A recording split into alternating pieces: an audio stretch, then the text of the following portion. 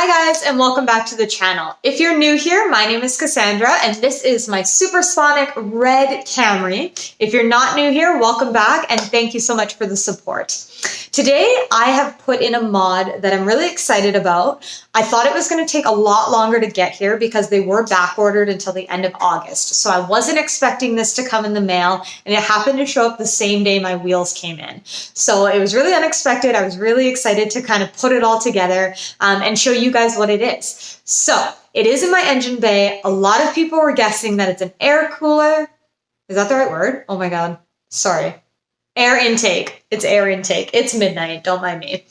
It is not. It is actually the Tanabe Strut Bar. So I installed it. We're going to show you the install video in a little bit, but it is here and it's pretty cool. So I thought it was a cool mod.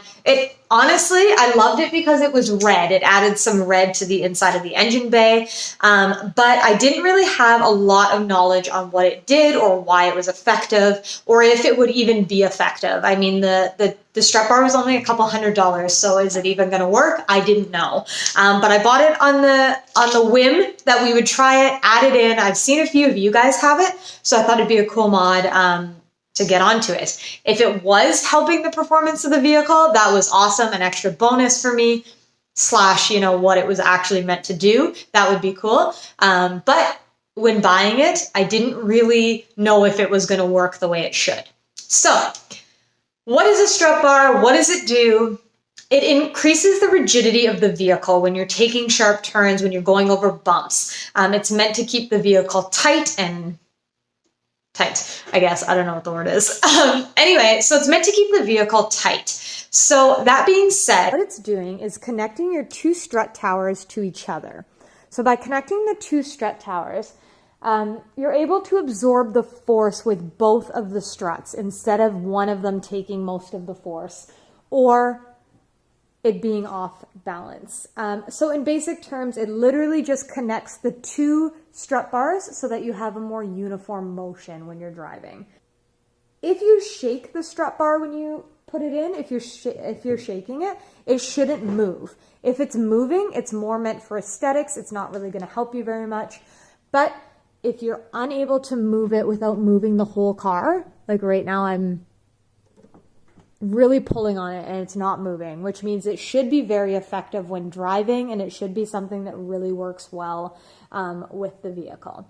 So I was really excited to get the strut bar, added a little red, and hoped that it would work for performance. That thing is in there. It is a solid piece of equipment, which means ideally it's supposed to really be effective for driving the vehicle. You're going to notice it on sharp turns. You're going to notice it on corners when you're cornering a little bit and on bumps and that kind of thing. So if you guys want a review video later on as I drive the vehicle more, let me know in the comments. If any of you have the Tanabe Strut Bar, also let me know if you've noticed a big difference while driving. Let's get into the install. Hey guys, so we're back with another mod. This one took a little while to come in, but I'm glad it's here. So we're gonna unbox it and then actually install it. So it's the Tanabe Strut Bar. A few people have it, but I haven't seen it. It hasn't been super popular throughout the Camry community. So let's see what we got. Some stickers, because when you spend $1 million on mods, you gotta get some stickers. So the actual strut bar itself, it comes in red. I don't know if it comes in other colors, but obviously we're getting red. So this is what it looks like. It's super lightweight, really good quality it looks like, so that's exciting. Try it out. What else does it have in here? So, the mounts for them. So they have two mounts. And then the hardware. And some Japanese instructions. Good luck, everyone. It seems pretty simple, so let's try it out. Okay guys, so the tools you'll need is a 3/4 inch ratchet, a 14mm deep socket, a 8mm Allen key, and then a 17mm open end wrench. We don't have one, so we're gonna use a crescent wrench. And then the last one is just going to be a torque wrench. Step 1, pop the hood. Okay guys, so we're gonna get in here. You always want to make sure you're working on a cool engine. You don't want to burn yourself or anything else. Okay, so the next step is to take off these 14mm nuts. That's where your bracket is going to sit. They only sit one way, so you'll figure it out really quick. If it looks wrong, it probably is. Oh my god.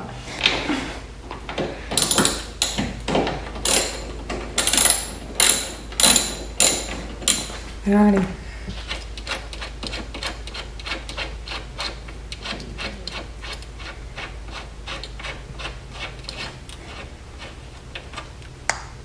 Okay, so this is the bracket and it came with new hardware. As you can see, the original stuff is not going to fit into that little bevel. So these guys fit in there. And if you're using a 3/4 inch socket, it will also fit in there so that you don't have to worry about catching it or not being able to use it. Okay, so we're going to put the bracket on and snug these up for now. Slide it on like that. Grab your two nuts. Make sure that they're centered. Oop, if this wants to go on, there we go.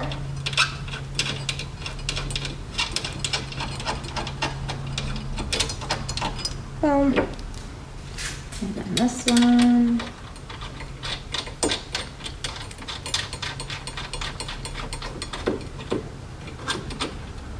There you go. So another helpful tip is just slide another socket into the second spot. So while you're tightening this one, it's not moving around at all, so it stays centered. Okay, so now to get the actual bar in here, you're probably gonna need an extra hand. You could do it by yourself, but it might be a little difficult. So you're gonna stretch the bar across both sides and this is gonna untwist. So we have 7 threads on either side of the car. You wanna make sure that this is even. Don't untwist this all the way and then have that one put all the way in. Once you're done untwisting, pull the jam nut up.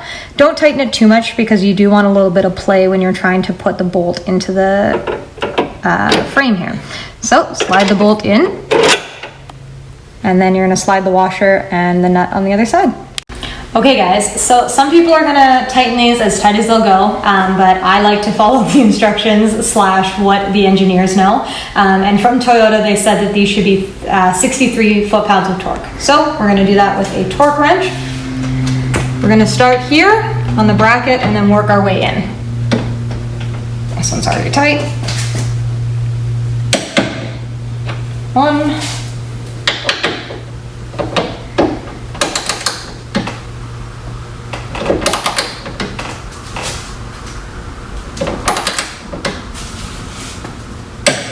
Boom. So now you're going to grab your 8mm Allen key and we're using a box or open end wrench. You're going to stick it back here on this nut. And I'm just going to